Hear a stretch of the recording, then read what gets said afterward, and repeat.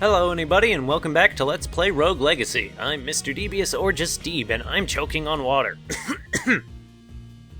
In the last episode we tried to get a good look at the forest and instead we spent most of our time in the castle. So today's episode we're hopefully going to get further and actually get over to the castle this time. Now as for what character we're going to take this time, we are going to try out Sir Wallace, a savant, who's farsighted, very talented with a few issues. If we don't figure out what this is immediately or throughout the life, I'll put up a posting for what that does. Now we are an assassin, and we have 943 gold, because even though our last life was short, since we got to the forest, we got quite a bit more money. It just goes to show you how profitable the other areas are compared to the castle, and how quickly it levels off. So, with our money, we are going to buy... Oh, this is what farsighted does, by the way. It makes the area directly around your character very blurry, and it might make you a little sick or nauseous or something, if you're not used to that kind of thing. Well, first things first, we are going to get a new helmet, and a new cape. So now that we have a set that kind of starts working together, and I don't think we can actually spend our money on anything now to complete the set. With this, we do not have enough money for that, sadly. And while we're here, we may as well check out the new runes that we got here, which is vaulting. Like I said before, all of these runes are like identical, so to speak, in a manner of speaking, but you do have to buy them for each thing, for each rune that you want, so it can get very expensive very quickly. Right. Ugh. We have a lot of green in this outfit. This is what the Savant does. Savant makes it so that every time you use a magic ability, it changes to another one. So it can be very, very useful and very, very bad. But enough screwing around. Let's get into the castle. Let's get over there and hopefully into the forest. You know, I'm actually farsighted in one eye and nearsighted in the other. Neither one is fun, but this... At least we're not nearsighted in this case, because I think that would be even more nauseating. Especially since I find when I play games, I don't put my eyes on my characters so much as what's going on around them.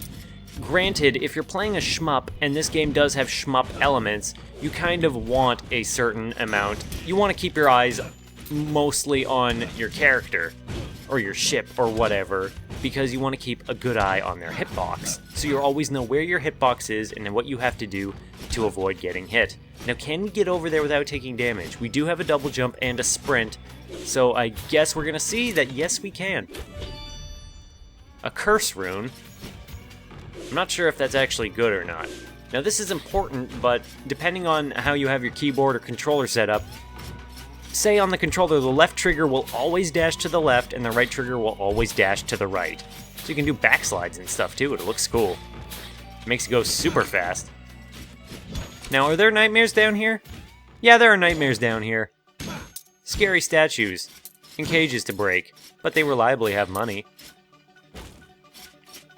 I should not be down here. I said we were going to the forest, and yet I stuck my head into the dark caverns below. There's not even any reliable treasure chests in here. I'm getting out of here before I get myself killed. Now, it does look like we're going to have to teleport back up to the beginning, just because we've already scoured everything we can by going down. The castle, even though stuff is arranged in this pattern every time, it definitely can be confusing to get to your destination, where you actually want to go. The game isn't that easy about getting you where you want to go. Now again, the assassin's ability is that they can turn invisible, which makes them invincible, which is great with their low amount of HP. Now the question is... So this is a different type of room that we haven't seen yet, where the developer basically puts up games they've made. My first quantum translocator. Development time, 1 month. I think I actually played this on Newgrounds. I think it was a fun little flash game. My first quantum translocator came about when our company was at its lowest point. After 3 failed games, we had already mentally checked out and decided to make this tiny flash game for kicks. Absolutely no expectations were made during development, and it was more of something we did for fun than anything else. Needless to say, response to the game was huge, and it is the sole reason that Cellar Door Games exists today. The moment we released MFQT, we knew there was no going back. Interestingly enough, most people believe the game was inspired by Portal, but their similarities were completely coincidental. The game actually spawned from a character we had dreamt up for the game League of Legends. In truth, the commonalities between Portal and MFQT only started to come up once we started added the final art and story to the game. Either way, we were pretty proud of the game. It played well and had a nice ending. No! Don't... No, it's lovely, but I don't want to go through it all again. Now, here's the big question. Okay. That was not a mini-boss. The giant portraits can be mini-bosses. So, whenever you go into those rooms, you gotta be careful with your sword. If you want to fight them, they'll give you good stuff. They'll give you a treasure chest if you beat a mini-boss. But it's a pretty tough enemy because it's huge, as you can see, if it's that size. And it can kill the hell out of you if you're not careful. And getting the hell killed out of you is not a good time. I can confirm this. We're just gonna head over this way. And hopefully get out of here. Sorry if the far-sighted ability makes anybody nauseous. It's just, it is not pleasant to look at or deal with, but it's better than being nearsighted, I'll tell you that much. Whether that stands in real life, you know, I have the two eyes, one far-sighted, one nearsighted, and if I have to say which eye I had to pick, I'd probably go with my far-sighted eye. Blood Sword, more blueprints. We are having quite a good time with these blueprints. Oh, we got another one of these. I have 1 day. Development time, 1.5 months. Release date, April 15th, 2011. If you ever asked us, of all the game we made, which one would be our favorite, there would be a unanimous agreement with I have 1 day. As children, we were raised on the adventure game classics like King's Quest and Monkey Island, so this was really our homage to some of the best experiences we ever had in gaming. The game revolves around a meta-time puzzle where the player had only 24 hours to beat the game. Every puzzle had multiple solutions with time repercussions, which forced players to think of the best way to go about solving things. One interesting fact, the second ending was added at virtually the last minute. Without it, the entire game would have sucked. So that was a pretty fun Flash game too. It involves frogs, adventure game stuff. I'm not gonna spoil it. It is tough though, it is tough to beat your first time because you gotta figure out what you have to do within your small amount of time frame, or you lose. But I'm rambling. We're gonna look at the map and see where we are. And I'm pretty confident, yep, this brings us back to Forest Abkhazia. Whatever that means. Might actually look that up to see if that's a reference to anything. Now these are the Earth Mages. Their rocks are easy enough to avoid, but they are really annoying to deal with, especially when they're off screen and you can't see them. But they do spawn a little circle beneath your feet before the attack hits you, so that's really just your cue to get moving. Great, this room has absolutely nothing in it. How wonderful. Dead ends are a thing in this game. Not so much in the castle area itself. A dude just flew past the moon. This forest is weird and strange, and I don't like it. Let's scout out the bottom area first and see what lies below. Well, it looks like it might lead to a dead end itself, but I feel more comfortable going in here. So, as you can see, there's a new enemy type, these chain enemies.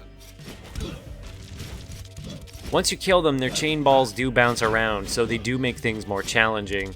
And here we have another warg, and we're dead. I always forget how much damage they do because they're wargs, they're fast, and fast enemies aren't always super strong. Health is a very important stat to raise. Maybe the game is telling me that because I haven't been raising my health very much. Maybe it would be a good idea to increase my health.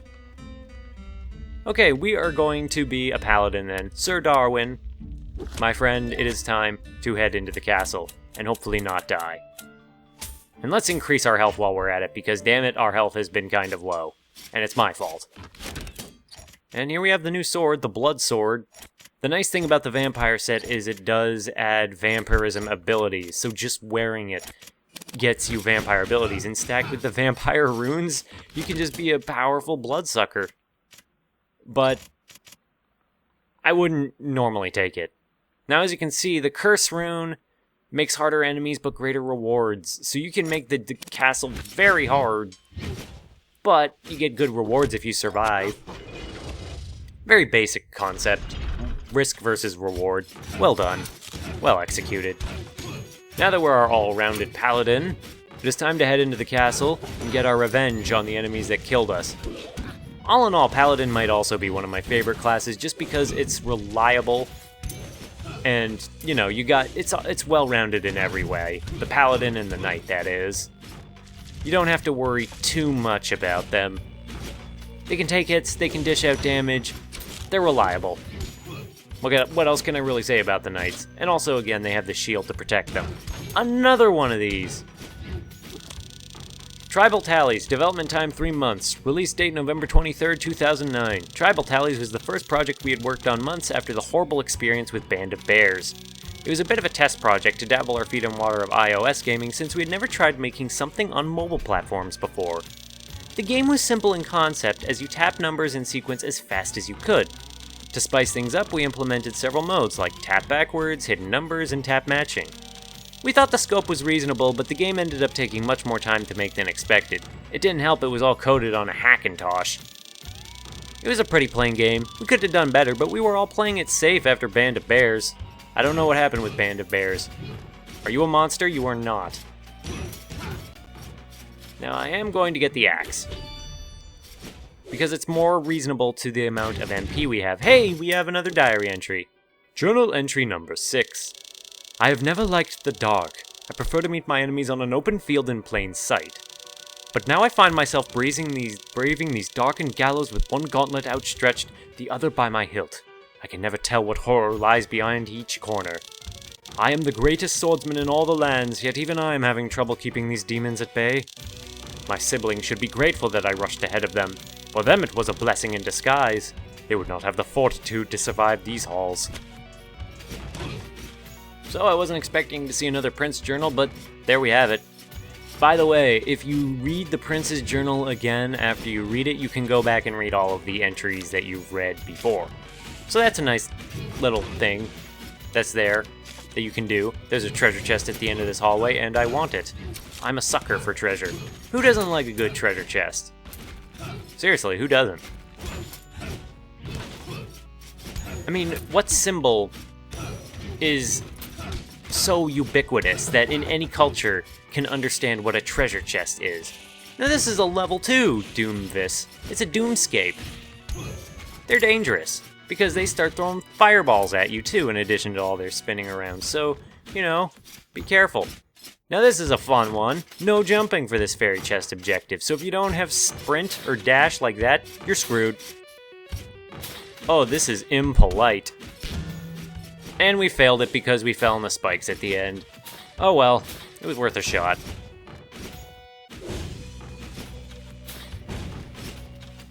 That was reckless and foolhardy, but I don't care. As you can see, as you become increasingly mobile in this game, the platforming challenges become increasingly trivial.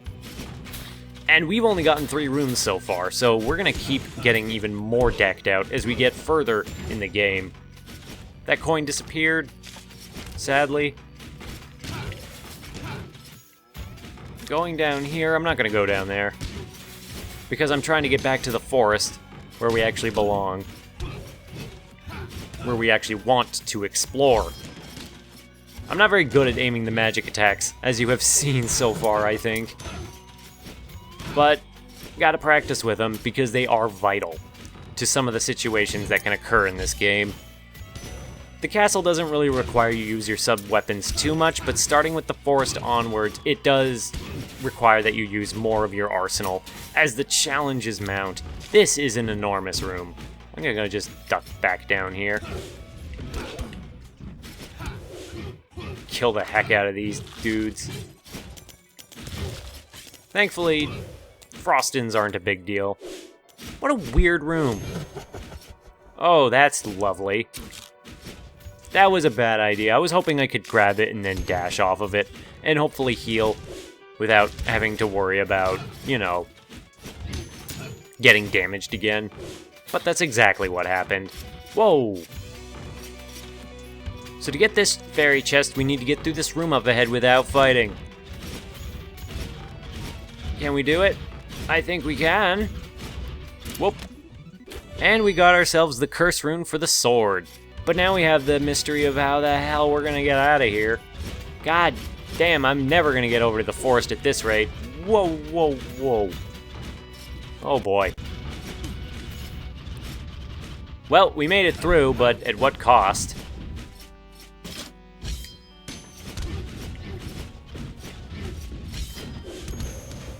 And that's how you clear out of a room of enemies. That's why I like the axe so much. They're fairly cheap, and you can get, if you can line up a lot of enemies in an arc, you can get a lot of bang for your buck. Whoop. And now we're back in the forest again with a fairly challenging room to begin with. You gotta stay between these fireballs, or rather you have to go against the fireballs too, so you still need to stay between them, but you're going against them, so you can't just move with them. Not to mention, there are enemies to contend with their unpredictable patterns. What I really would like right now is some health. That would be absolutely lovely.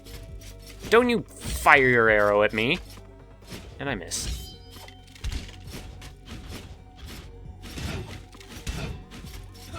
You can beat the tall guards from the front, they're just a little bit more of a hassle to deal with. They're not usually very dangerous unless they're paired with other enemies. That's the main threat of them.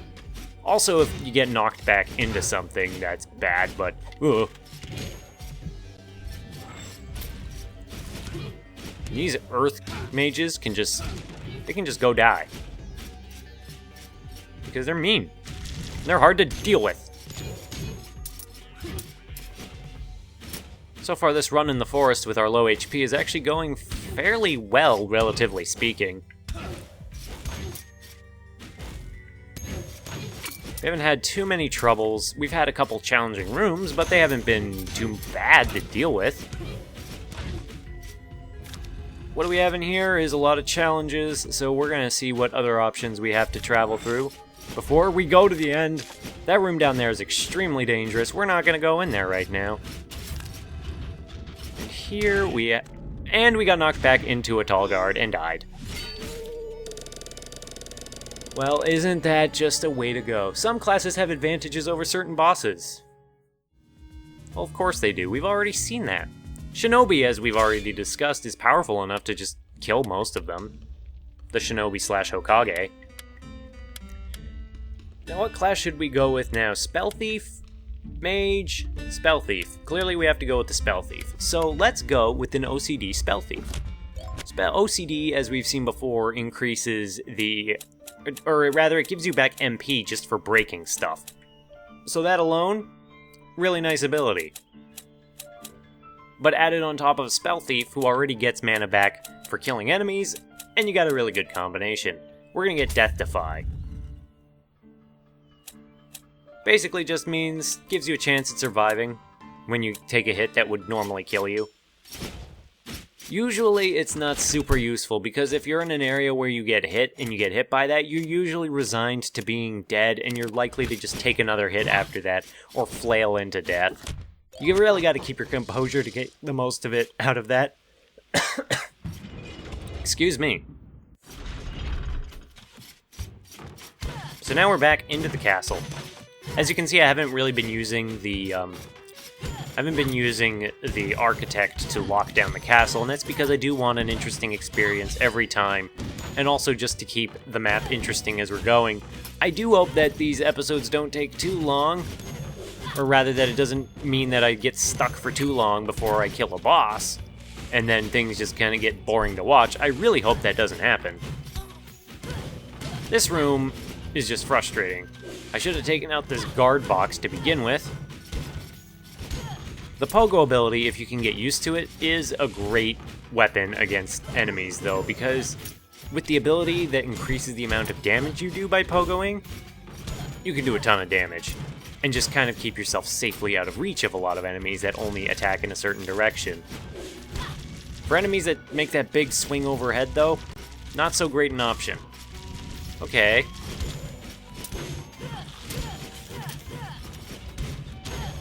We've seen what this room has to offer, or the room before, rather. So what's up here? Oh. This room's easy enough. If you have a double jump, anyway. If you don't have a double jump, it's a bit more challenging, but just one double jump, and that's pretty quick and easy to deal with. Help me, I'm dying. Not actually dying, though.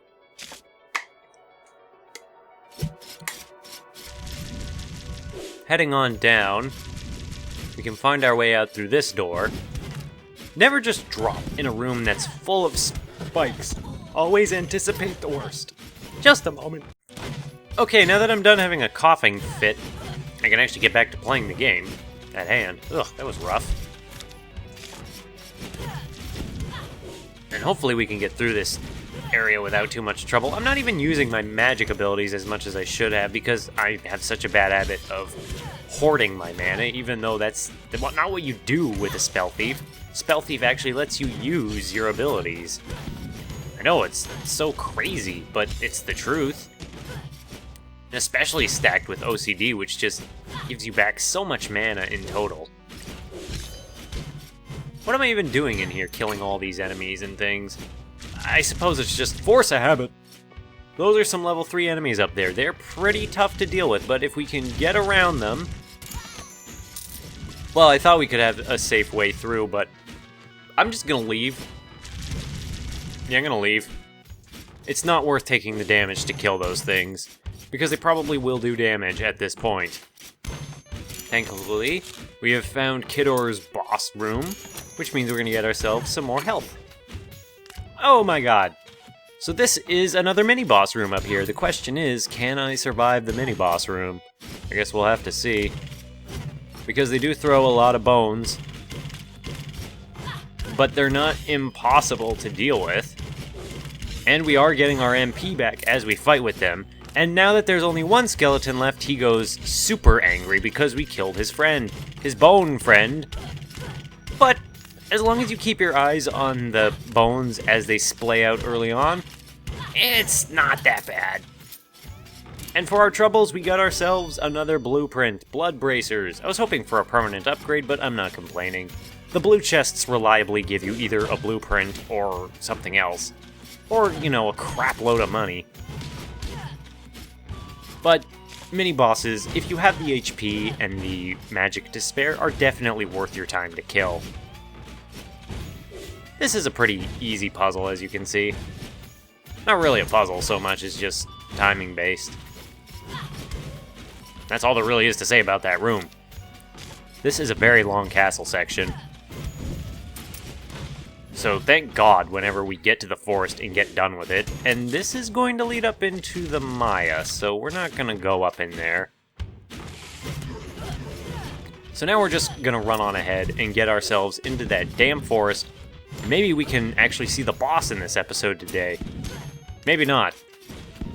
But you know, I can dream. Alright, this pattern's a little trickier to deal with, and I took a hit because I was careless.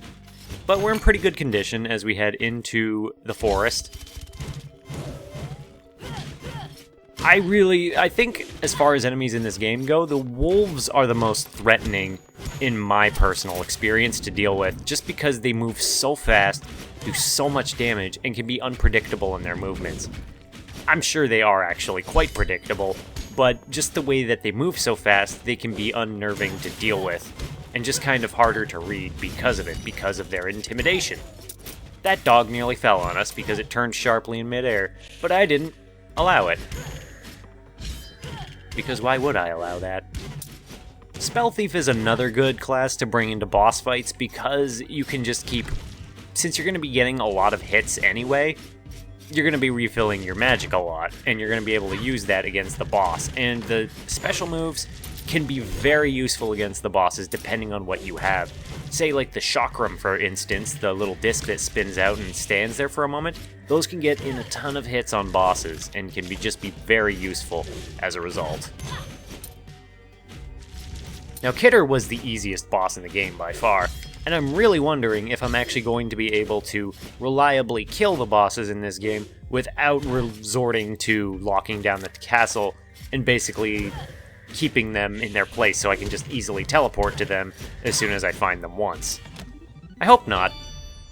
I have 100%ed this game before, Silver Helm, so I hope that my skills have translated in such a way that I'll be able to beat this game without having to, use the Architect. Now here we have another new kind of room. Greetings, adventurer. I am here to give you a chance of a lifetime. For the measly sum of 25% of your gold, I will give you a chance to open one of 3 chests. One chest will triple what you paid, but the other 2 are empty. Care to give it a shot? That's not too bad. Okay, eeny, miny, mo, you. You were lucky this time. And we got triple our wealth. We got lucky. If you pick the wrong chest, he will taunt you. And he's not a nice guy. And as you saw, his name changes depending on whether he wins or loses, so that's funny.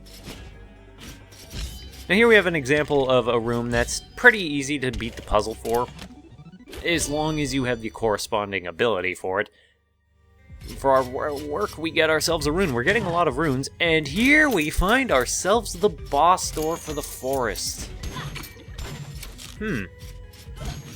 Should I head in? Well, let's just explore a little bit more first. This room's not too bad to deal with, actually. A lot of the rooms in the forest like to place these enemies high up above, so it's just difficult to actually deal with them. Even when you're descending, though, they're hard to deal with, because if you're trying to get them from above, their attacks are constantly moving upwards, and, well, you can see how that would be a difficult thing to deal with. Now, I still have a lot of health, so I'm hopefully going to go back and fight that boss. Hopefully. Oh yeah, this is the scary room with the 2 big mages over spikes with these platforms. Thankfully, we found a spiritual shrine, and that gives... Oh, no. Oh, we got the one really bad thing that we get. Hedgehog's Curse. If we get hit, we'll lose money.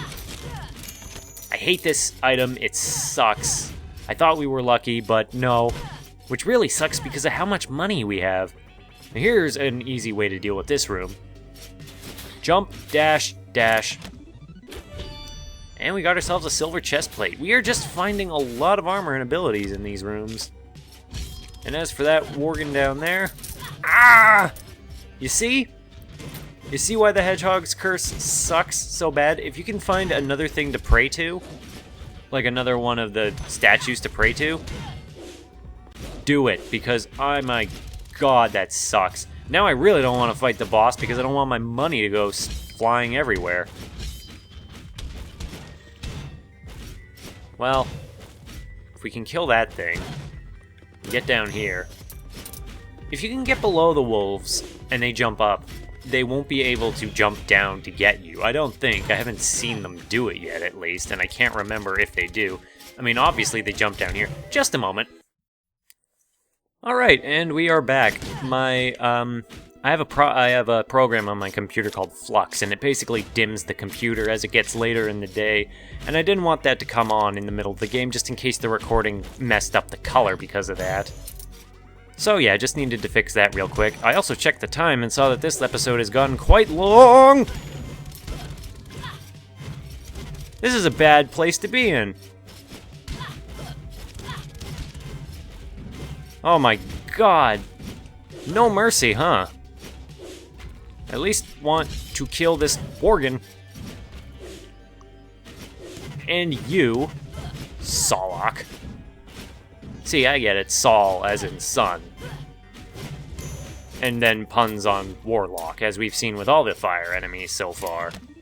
And for our troubles, we get ourselves a Silver Bracers blueprint. At this rate, we're not even gonna have to wear the, vampire stuff before we can put on the next pair of armor. Next set of armor.